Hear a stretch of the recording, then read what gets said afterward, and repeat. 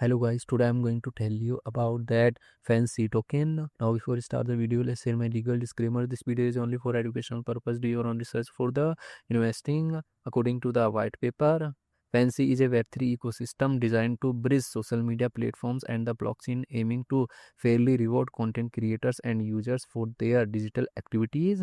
Core purpose: it connects Web2 social media platform with Web3 to ensure creators own their content and users share in platform profiles.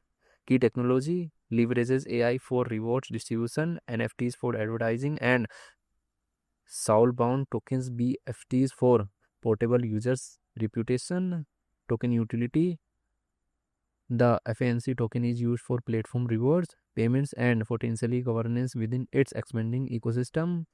fanC project institution rating is 3.1. fanC token total supply is 2 billion and circulating supply is around 1.86 billion fanC token. fanC token is listed on BitHum and other exchanges.